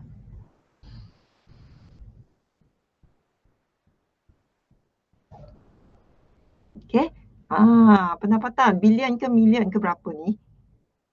Tahu tak? Jadi kita banyak membaca, ya. Bacalah surat khabar ke, majalah ke, ataupun mungkin bila kadang-kadang ada berita ke, kita boleh dengar berita, ya. Jadi bila kita buat karangan tu, kita boleh letaklah, ya, fakta-fakta, ya. Berapa bilion? Sebenarnya bilion, ya. Berapa? Agak-agak berapa? Okey. Pendapatan yang meningkatkan ekonomi negara, ya. Jadi sebenarnya pendapatan tu mencecah berapa? Berapa 10 ke? 20 ke? Berapa bilion? Sebenarnya bilion, ya. Lebih kurang 40 bilion setahun, ya. Jadi sebenarnya dia boleh menjana lah pendapatan yang baik, yang bagus. Ya. Jadi 40 bilion setiap tahun tu bukan sedikit adik. Bilion tau, bukan 40 ringgit. Ya. 40 bilion pendapatan untuk negara. Jadi kita sepatutnya kan memajukan sektor pelancongan, betul tak? Tengok faedahnya. Okey. Jadi benda-benda macam ni dia akan menumbuhkan atau meningkatkan ekonomi negara. Okey, pendapatannya masukkan 1 tahun. Dia boleh 2 tahun, 3 tahun, 4 tahun. Jadi industri kalau pelancong datang, apakah faedahnya? Okey, industri perhotelan. Katakan macam hotel-hotel ni, okey, ada orang datang, ada orang tinggal. Ada orang tinggal menginap dekat hotel, ya. Jadi ada peluang pekerjaan, ya. Meningkatkan ekonomi, meningkatkan peluang pekerjaan, ya. Kadang-kadang mereka mungkin tinggal dekat tempat penginapan macam homestay ke, dekat hotel ke, hotel bajet ke, atau tempat lain lah, ya. Jadi semua ni sektor industri perhotelan, perniagaan, ya, semua akan berkembang lah. Okay, katakan mereka kena makan juga kan, mereka pergi restoran untuk makan. Jadi adalah dia punya perkembangan tu. Kalau tak ada orang datang tu, industri-industri ni nanti susahlah kan, tak ada peluang pekerjaan untuk rakyat. Ya, jadi sebenarnya jelas ya, banyak faedahnya. Ya, kadang-kadang pemandu-pemandu pun, ya, pemandu pelancong pun ada kerja. Ya, dari segi dan banyak aspek. Ya, bukan saja peluang pekerjaan, meningkatkan ekonomi. Ya, semua akan dapat faedahnya lah. Ya, sebab itu kerajaan memandangkan banyak sumbangan daripada industri pelancongan ni. Kerajaan pun adalah ada memajukan sektor pelancongan, ya, mengambil langkah-langkah. Ya, banyaklah langkah-langkah tu. Okey tak? Ya. Jadi apa lagi faedah? Faedah sekarang ni, huraikan faedah-faedah melancong kita. Dah bincang banyak faedah kan? Okey, ada lagi tak?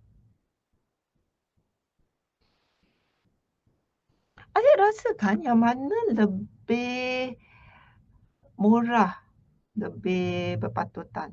Melancong dalam negara ke atau melancong kat luar negara? Yang mana lebih menjimatkan kosnya? Okey. Menjimatkan kos. Nak pergi luar negara atau nak melancong kat negara kita sendiri? Katakan kalau adik bajet dia tak banyak lah. Okey, mungkin baru ada sedikit bajet, ya.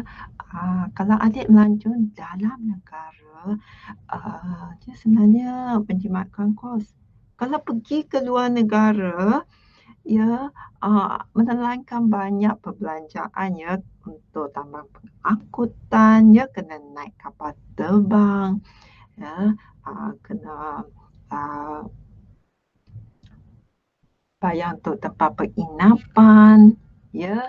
Katakan kalau tempat tu kita kena beli barang makanan, ya.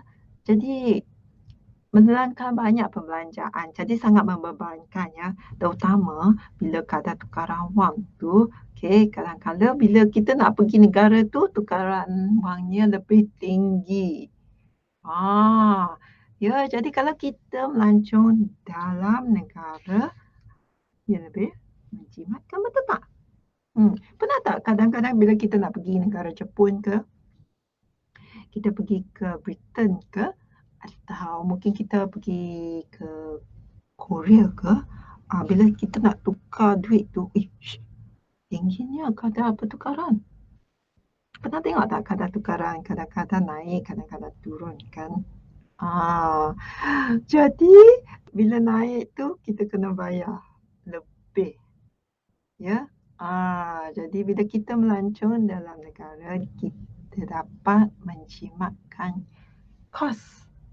Ya. Jadi antaranya lah faedah-faedah. Okey. Seperti bolehlah. Okey, tulis. Ya. Bila sesi pembelajaran kita habis nanti ya.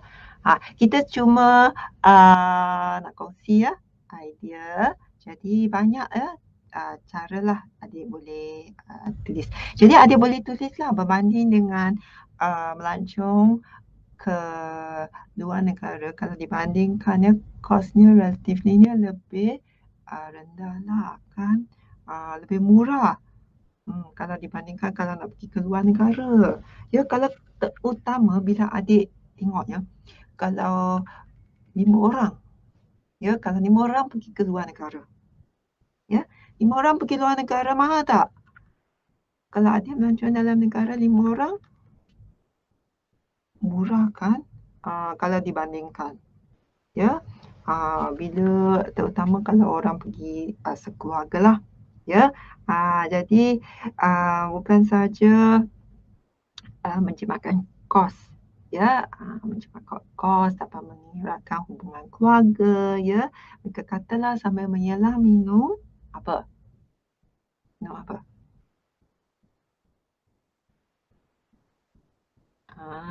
Sambil menyelah minum air. Betul tak? Okey, so banyaklah kebaikannya. Okey. Selain itu dapat berseronok lah, ya.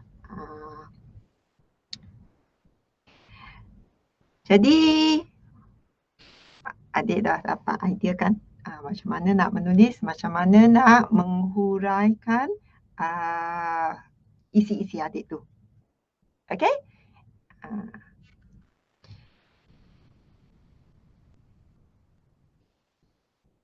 Dan satu lagi kan, kalau adik melancong dalam negara, adik akan rasa tak lebih cinta pada negara sendiri? Bila dah tahu dah banyak destinasi yang menarik, yang cantik, ya, adik rasa tak lebih cinta pada negara sendiri? Okey. Bila adik nampak macam flora dan fauna yang cantik, ya, tak ada gempa bumi yang kuat ke, okey, adik rasa lebih selamat tak? Okey. Kita pulang lah kan? Ada orang yang rasa dia lebih cinta pada negara bila dia tahu, okey, kita sebenarnya mempunyai destinasi pelancongan yang cantik, yang menarik, ya, kadang-kadang lebih cantik daripada tempat luar negara sebab dia dah dapat mengenali negara dengan lebih dekat. Negara kita pun ada destinasi yang cantik. Sebenarnya sebelum ni saya tak tahu. Jadi perkara ni memang berlaku. Ya. Jadi mungkin lepas tu dia akan beritahulah kawan-kawan ke, tempat ni menarik juga cuba dia pergi tengok. Jadi mereka kata mereka dah tahulah. Jadi mereka akan rasa bangga. Kita sebenarnya ada budaya yang menarik, ya. Pelancong asing pun nak datang ke negara kita untuk tengok. Apatah kita, okey, ramai yang dari luar negara tu semua pernah dengar, mereka sendiri nak datang untuk tengok dengan mata sendiri. Ya. Jadi di mana bumi dipijak, di situlah langit dijunjung. Ya. Apa kata orang pun datang melawat, jadi kita pun melawatlah mengunjung tempat pelancongan di negara kita. Ya. Bukan saja pantai, ada juga tanah tinggi. Ya. Pilihlah sendiri. Okey? Jadi janganlah jadi macam apa? Macam apa? Pernah dengar katak tak? Katak. Okey. So kalau kita kata katak di bawah tempurung, okey. Maksud dia apa ya? Katak di bawah tempurung. Apa maksudnya? Okey. Kata-kata tak pernah pergi mana-mana. Tinggal kat rumah saja. Ya, mana-mana tempat tak pernah pergi. Okey, dekat-dekat pun tak pernah. Jadi macam katak di bawah tempurung lah. Semua benda tak tahu. Ya, jadi kita sepatutnya belajarlah. Ya, mungkin kita membaca ke, belajar, okay, melancong supaya luas pandangan kita. Kadang-kadang ada benda yang kita dapat pelajari ya bila kita pergi melancong. Tak dapat ya dalam buku. Jadi luas pengalaman kita, luas pandangan. Ya. Dan kita lebih menghargai. Ya. Kadang-kadang kan contohnya lah, katakan kita pergi ke satu tempat, okay, kita nampak macam mana orang bekerja keras untuk dapat apa yang dia nak. Ya, kita lebih menghargai apa yang kita ada. Ya, kadang-kadang kita akan mengeluh lah, alamak ni kenapa kawan saya ada, saya tak ada. Ya, jadi kita uh, tak menghargai apa yang kita ada lah. Tapi bila kita pergi melancong, kita mungkin pergi ke tempat, okay, kita nampak orang, dia tak ada banyak kemudahan, tapi dia berusaha juga. Kan? Macam ada pelajar, dia tinggal di tempat mungkin dekat pedalaman, okay, dia kena panjat pokok. Panjat pokok tiap-tiap hari untuk belajar. Ya, sebab mungkin akses internet dia susah ke, tak ada akses ke, jadi dia kena panjat pokok lah tiap-tiap hari ya untuk belajar. Jadi macam ni kita bila nampak, bila kita pergi melancong, dalam perjalanan tu kita nampak lah kan kehidupan orang lain ya, apakah yang mereka perlu lakukan untuk menyara hidup. Jadi kita lebih menghargai apa yang kita ada. Okey. Jadi dapat memperkukuhkanlah jati diri sendirilah. Okey. Jadi kita lebih gembira lepas kita tahulah ya, lebih menghargai usaha ibu bapa kita atau ya sokongan daripada ibu bapa kita ya. Jadi kebaikan banyak ya. Okey, jadi lepas tu adik tahulah ya tulis penutup. Okey. Jadi ini dah contoh ya pendahuluan. Okey. Macam kita boleh bagi contoh lah macam Jabatan Pulau Pinang ni, Pulau Langkawi ke ya. Apa yang kita boleh lihat bila kita melancong ya. Ya. Macam alam semula jadi. Okey. Jadi kita tulislah ya dengan huraian. Boleh? Okay. Jadi isi ya bila adik tulis, ingat ya tip-tip ni. Okay. Mesti ada lebih daripada satu isi ya, 3-4 isi sekurang kalau 4 lagi bagus lah. Tadi kita dah bincangkan semua isi-isi tadi tu. Okay, gunakan isi yang kita bincangkan sepenuhnya. Okay, macam mana kita mula dengan isi, dengan huraian, kita bagi contoh ya, jelas sekali apa-apa. Okay, tegaskan ya isi kita tu. Okey. Jadi mesti ada kesinambungan lah. Okey. Selain itu hal ini demikian kerana kesinambungan. Okey. Jadi satu isi kita letakkan satu perenggan. Bila kita ada isi baru nanti kita tulis perenggan kedua pula. Kedua, ketiga, keempat macam tu. Ya, jangan campurkan isi semua masuk dalam satu perenggan. Ya.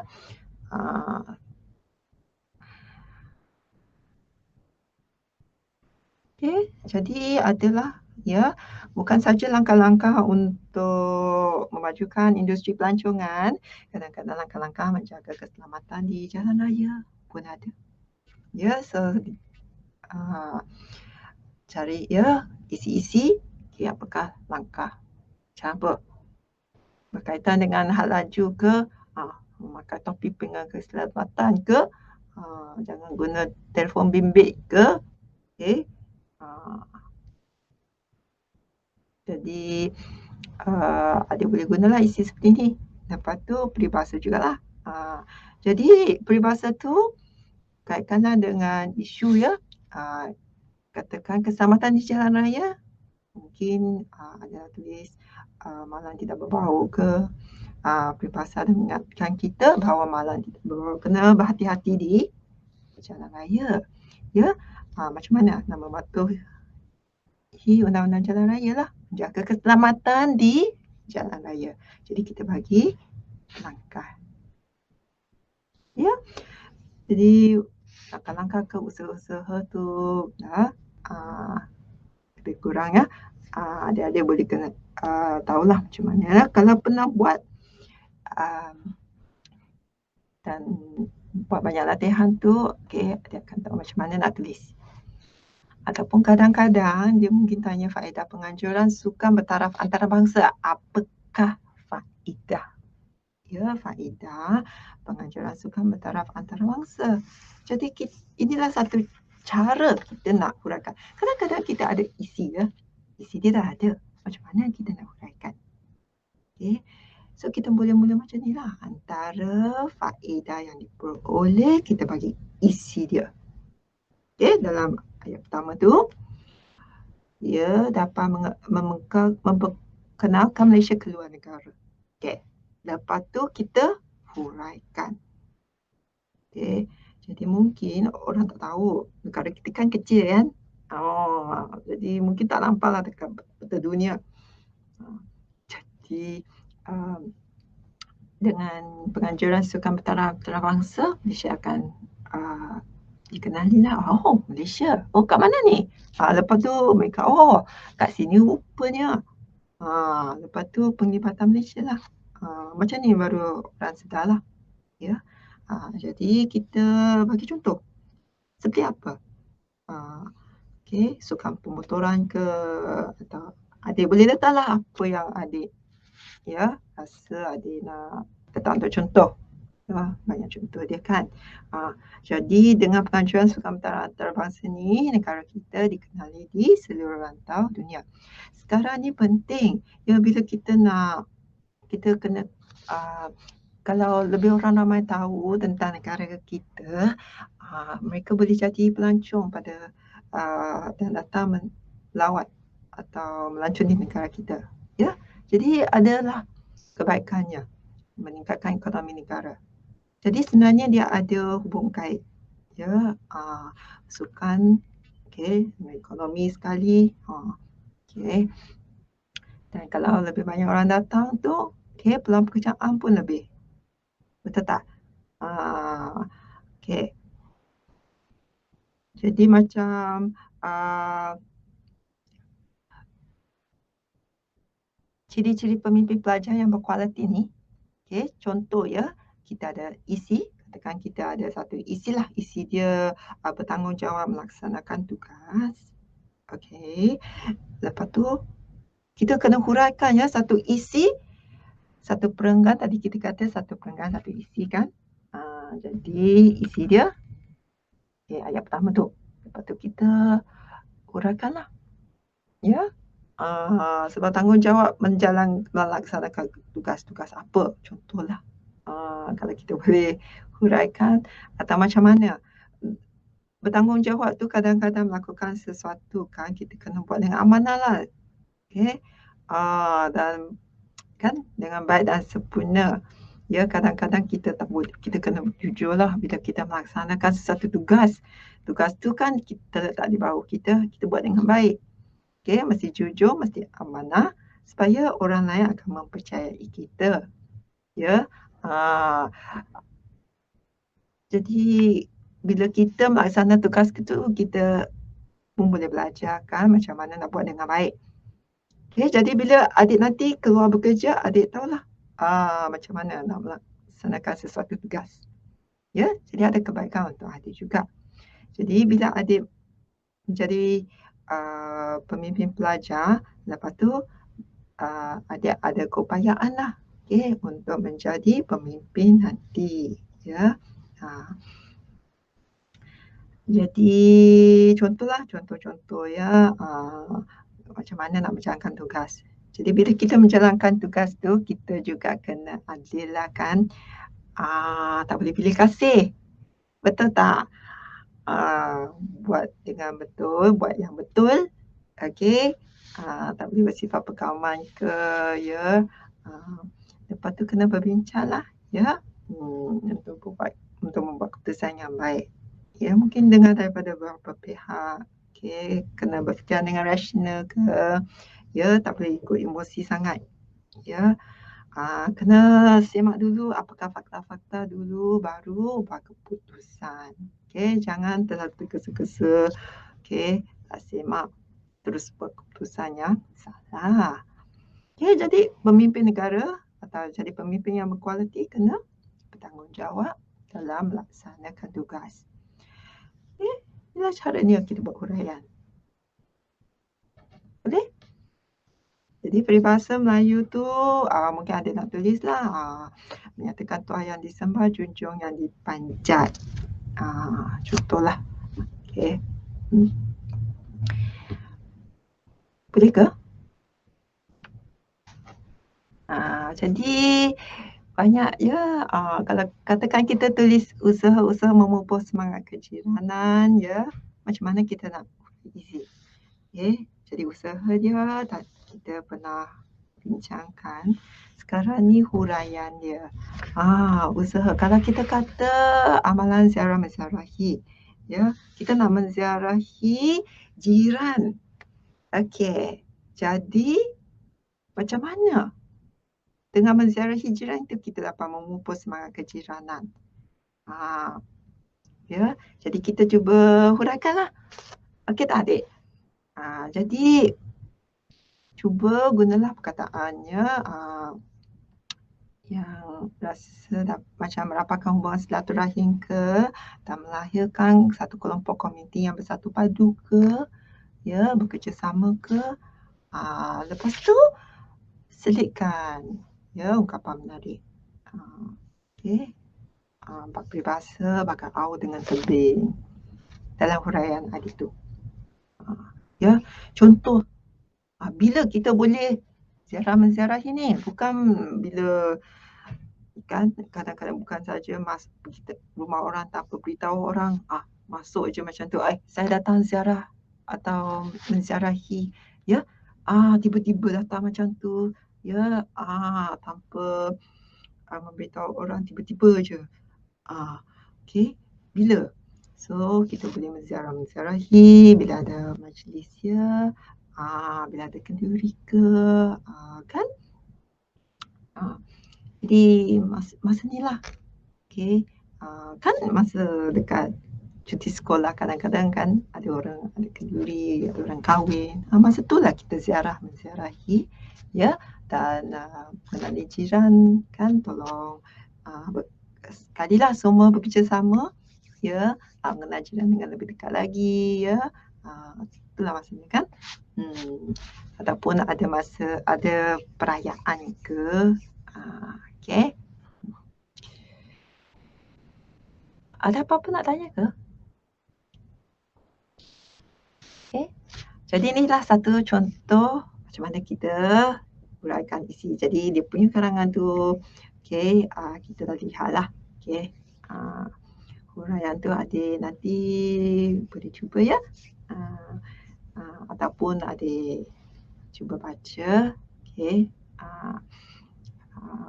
Untuk contoh-contoh lah, tajuk-tajuk, ya, yang berkaitan dengan isu semasa lah. Okey. Ada apa-apa adik nak tanya ke sebelum kita mengakhiri sesi pembelajaran kita yang keempat ni?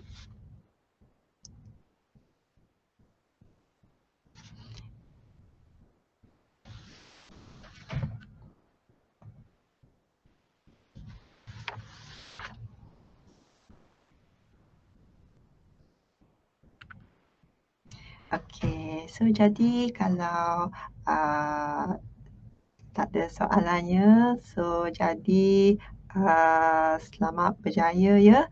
Ah, Baguslah jadi adik, ah, ada dengar. Okey, dan kita berjumpa lagi ya dalam sesi pembelajaran kita yang kelima. Ya, jumpa lagi.